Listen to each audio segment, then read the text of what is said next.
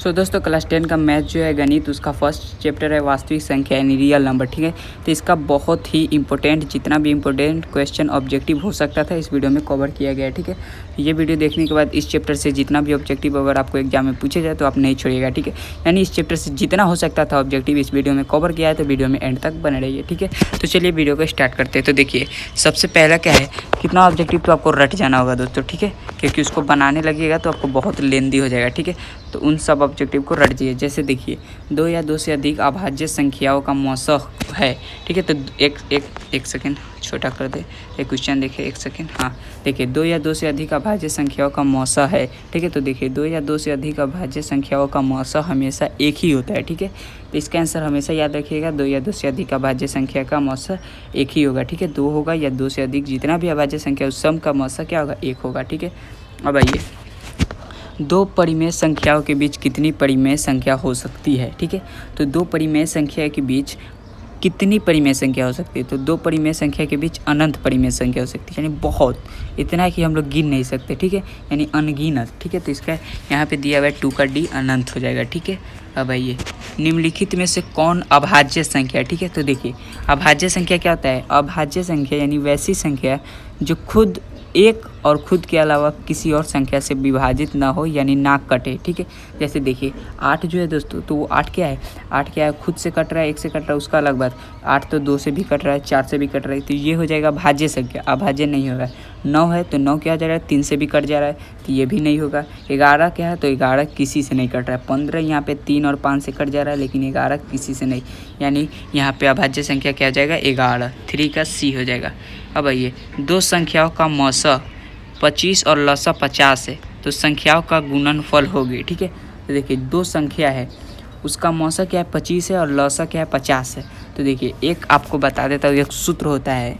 ठीक है, सूत्र देखिए, एक सेकेंड, N1 गुने N2 बराबर LCM गुने SCF। ठीक है, यानी पहली संख्या गुने दूसरी संख्या बराबर लसा गुने मौसा। ठीक है, यानी पहली संख्या और दूसरी संख्याओं का गुणनफल लसा इंटू मौसा के बराबर होता है। ठीक है, यानी लसा और मौसा के गुणनफल के बराबर। ठीक है, तो इसमें देखिए यहाँ पे मौसा और लसा दिया हुआ है। ठीक है, यानी कि और निकालना क्या है, संख्याओं का गुणनफल, यानी N1 इंटू N2 निकालना है। ठीक है, तो ये जो लसा और मौसा है, यानी 25 और 50 को जब गुना कीजिएगा तो वही क्या हो जाएगा, संख्याओं का गुणनफल हो जाएगा। ठीक है, इसका जो सूत्र होता है हम आपको शो कर दे रहे हैं। ठीक है, यहाँ पे देख लीजिए N1 इंटू N2 है, N1 इंटू N2। ठीक है, N1 इंटू यानी गुना, N2 बराबर LCM इंटू SCF, पहली संख्या गुने दूसरी संख्या बराबर लसा गुने मौसा। ठीक है, तो यहाँ पे पहली और दूसरी संख्या निकालना है, क्योंकि यही 2 संख्याओं का गुणनफल पूछ रहा है। ठीक है, और यहाँ पे लसा और मौसा दिया है, तो लसा मौसा को गुना करेंगे तो ये संख्या निकल जाएगा, यानी 25 और 50 को गुना कीजिएगा तो 1250 आ गया,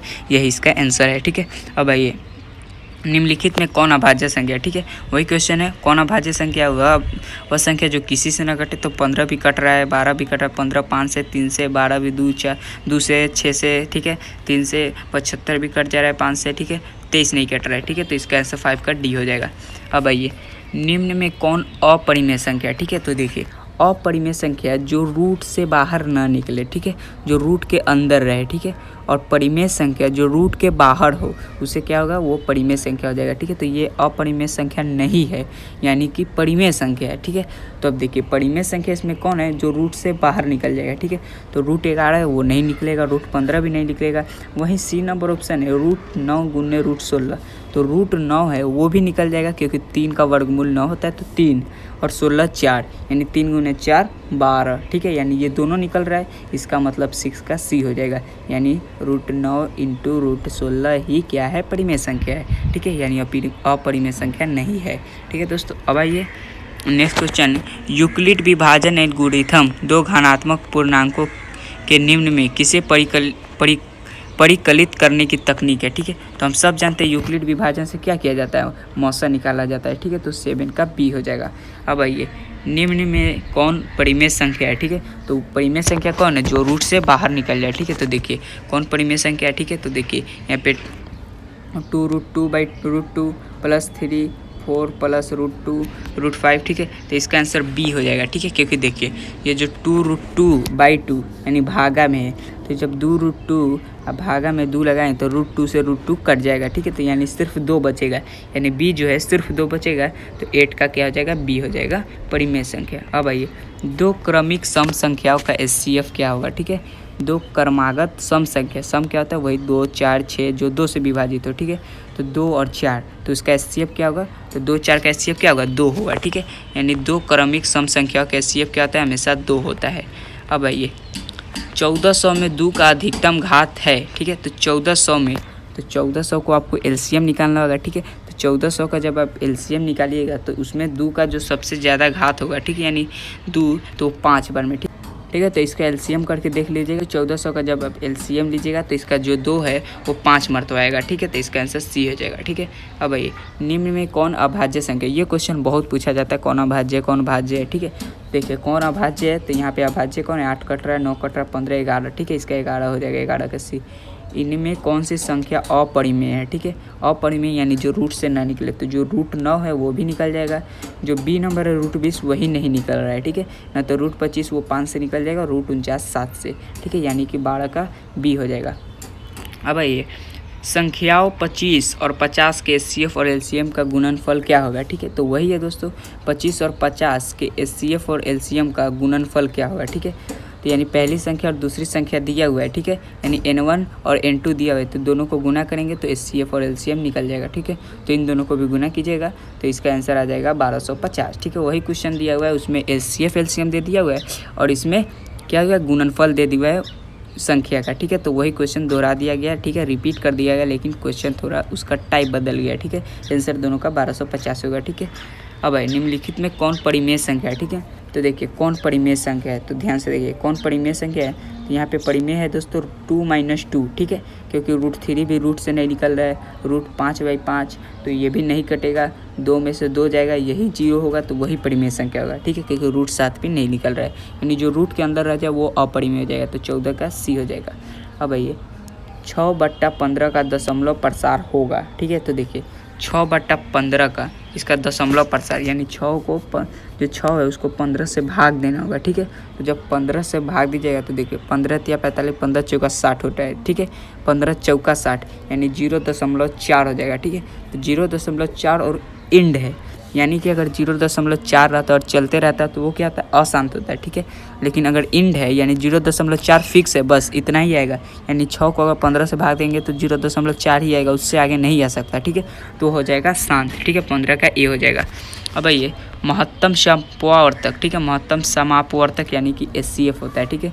और लघुत्तम समापवर्तक यानी कि एलसीएम बराबर होगा AB × AB, ठीक है। तो देखिए ये क्वेश्चन पूछा जाता है तो ये डायरेक्ट समझिए, ये जो महत्तम यानी एचसीएफ और एलसीएम का गुणनफल दोनों सेम होता है, ठीक है। यानी AB यहाँ पे AB लघुत्तम समवर्तक एलसीएम है AB, तो इसका आंसर हो जाएगा A × B, ठीक है। इसका आंसर A × B ही होगा, ठीक है। अब आइए 17 का क्या, 625 के अभाज्य गुणनखंड में 5 का घात होगा, ठीक है। तो 625 का अभाज्य गुणनखंड पूछ रहा है तो दोस्तों वही एलसीएम निकालना है और देखना है 5 कितनी बार आ रहा है, ठीक है।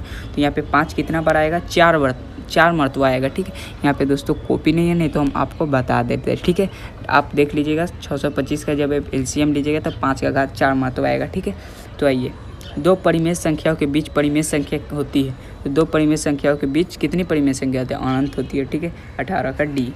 अब ये दोस्तों क्या एक परिमेय और अपरिमेय संख्याओं का गुणनफल अपरिमेय संख्या हो सकती है, ठीक है। देखिए क्या एक परिमेय संख्या और अपरिमेय संख्याओं का गुणनफल अपरिमेय संख्या हो सकती है, तो देखिए इसको हम डायरेक्टली देखते हैं। एक परिमेय संख्या है तो परिमेय संख्या हम कुछ भी परिमेय संख्या ले सकते हैं, ठीक है। मान लीजिए हम परिमेय संख्या 2 लिए, ठीक है। अब यहाँ पे परिमेय संख्या 2 लिए और अपरिमेय संख्या क्या लेते हैं, रूट लेते हैं, √2 लेते हैं, ठीक है, क्योंकि रूट के अंदर है तो अपरिमेय। तो √2 × 2 करेंगे तो वो 2√2 हो जाएगा, ठीक है। और 2√2 क्या है, वो अपरिमेय संख्या, यानी कि दोस्तों हाँ हो सकती है। लेकिन दोस्तों अब देखिए यहाँ तो हो सकती है, लेकिन अगर हम परिमेय संख्या 0 ले, क्योंकि 0 की परिमेय संख्या, और उधर हम कुछ भी ले अपरिमेय संख्या तो वो 0 ही आएगा, ठीक है। यानी 0 परिमेय संख्या और अपरिमेय संख्या मान लीजिए √2 ही लिए तो क्या हो जाएगा, गुना करेंगे तो यहाँ पे 0 ही आएगा, यानी कि ये परिमेय संख्या भी आ सकता है और अपरिमेय संख्या भी आ सकता है, ठीक है। तो इसका आंसर हो जाएगा सी, यानी हाँ और ना, आ भी सकता है नहीं भी आ सकता है, सी, ठीक है। यानी 19 का सी हो जाएगा दोस्तों। अब आइए दो परिमेय संख्याओं के बीच अधिकतम कितनी परिमेय संख्या हो सकती है, तो अनंत हो सकती है। निम्नलिखित में कौन अपरिमेय संख्या है, ठीक है, तो देखिए कौन अपरिमेय संख्या है, तो √64/36 ये भी कट जाएगा क्योंकि 8 से 64 और 6 से 36 निकलेगा, 81 9 से निकलेगा और C नहीं निकलेगा, √5 नहीं निकलेगा, ठीक है। यही अपरिमेय संख्या क्योंकि नीचे वाला 49 और 9 है तो वो भी 7 और 3 से निकल जाएगा, ठीक, यानी 21 का C। अब आइए 21 का C, 1 सेकेंड, 21 से डायरेक्ट 24 है, ठीक है, यहाँ पे नंबरिंग गलती है, ठीक है। ये 22 नंबर क्वेश्चन है, √2 है तो √2 क्या है, अपरिमेय संख्या है, ठीक है, तो 24 का B। 25 का √3 है तो √3 भी क्या है, परिमेय अपरिमेय है क्योंकि रूट से बाहर नहीं निकल रहा है, ठीक है, इसका C हो जाएगा। यदि x², ठीक है, यहाँ पे x2 नहीं है, x² - 5x + 4 = 0 तो x का मान होगा, ठीक है, तो देखिए x² - 5x + 4 = 0, ठीक है। तो ये बहुपद से जब x का मान निकालिएगा तो वो पूर्णांक में निकलेगा, ठीक है, चाहे तो आप निकाल सकते हैं, ठीक है। तो यहाँ पे डायरेक्ट आपको समझ जाना है कि यहाँ पे जब बहुपद है तो उसका मान हमेशा पूर्णांक निकलेगा, ठीक है, क्योंकि यहाँ पे पूरा मान नहीं पूछ रहा कि मान कौन सा होगा, मान पूछता तो हम मान निकाल कर बताते, लेकिन ये समझिए बहुपद का जो मान निकलेगा वो पूर्णांक में ही निकलता है, ठीक है, तो इसका आंसर A हो जाएगा। अब आइए 27 का कि 3√3 है तो 3√3 ये क्या है, तो ये भी अपरिमेय संख्या है, ठीक है, क्योंकि रूट से 3 नहीं निकल रहा है, ठीक है। अब 1 2 1 1 2 1 1 1 2 1 यहाँ पे देखिए, यानी कि यहाँ पे कोई लिमिट नहीं है, पहला 121 है, फिर 121 है, लेकिन फिर एक एक्स्ट्रा है, ठीक है, यानी कि ये बढ़ते क्रम में इसका कोई एंडिंग नहीं है, तो ये अपरिमेय संख्या हो जाएगा, ठीक है। ये भी परिमेय और अपरिमेय में दोनों में अंतर होता है कि जो मतलब परिमेय संख्या होता है, मतलब मान लीजिए यहाँ पे अगर दिया हुआ है 121, उसके बाद फिर 121 रहता है, फिर 121, तब डॉट डॉट रहता है, तो हम समझ जाते हैं कि आगे भी 121 ही होगा, लेकिन यहाँ पे एंडिंग नहीं है, कितना भी हो सकता है, तो ये अपरिमेय संख्या है, ठीक है। अब आइए निम्नलिखित में π/2 में क्या है, ठीक है, π/2 तो π/2 क्या है, तो π/2 क्या हो जाएगा, अपरिमेय संख्या हो जाएगा, ठीक है। अब आइए निम्नलिखित में कौन परिमेय संख्या है, ठीक है, ये भी बहुत अच्छा क्वेश्चन है। देखिए वही क्वेश्चन है लेकिन यहाँ पे थोड़ा देखने वाली बात है, निम्नलिखित में कौन परिमेय संख्या है, ठीक है। तो देखिए हम बात करते हैं यहाँ पे C देखते हैं पहले, तो C यहाँ पे क्या हो जा रहा है, डायरेक्ट हम C इसलिए आए क्योंकि C अब हमको डायरेक्टली दिख रहा है कि 2√3 में जब √3 से भाग लगाएंगे तो √3 से √3 कट जाएगा, 2 बच जाएगा, ठीक है, यानी कि 30 का C ही हो जाएगा, ठीक है, यही परिमेय संख्या हो जाएगा। ऊपर वाला बात करें तो वो नहीं कटेगा, 2 - √3 तो वो तो माइनस होगा नहीं, वही आंसर हो जाएगा, ठीक है। वही √5 तो वो भी नहीं निकलेगा रूट से, और √6 भी नहीं निकलेगा, यानी कि 30 का C हो जाएगा, ठीक है दोस्तों यही था। तो दोस्तों इतना ही क्वेश्चन था दोस्तों, उम्मीद करता है वीडियो पसंद आई होगी। वीडियो पसंद तो वीडियो को लाइक कर दीजिए। यहाँ पे आपको बिहार बोर्ड, अगर आप 2024 में मैट्रिक का एग्ज़ाम देने वाले हैं, ठीक है, तो आपके लिए बहुत अच्छा अपॉर्चुनिटी है, एकदम मस्ती से एग्ज़ाम दीजिएगा दोस्तों। चलिए हम मिलते हैं नेक्स्ट वीडियो में, तब तक के लिए आप वीडियो को लाइक और चैनल को सब्सक्राइब कर सकते हैं, ठीक है। और आपको नेक्स्ट वीडियो कौन सा चाहिए, यानी कि कौन सा चैप्टर से आपको ऑब्जेक्टिव चाहिए, सब्जेक्टिव चाहिए, क्या चाहिए, आप कमेंट कर सकते हैं। चलिए हम मिलते हैं नेक्स्ट वीडियो में, तब तक के लिए बाय, जय हिंद, जय भारत।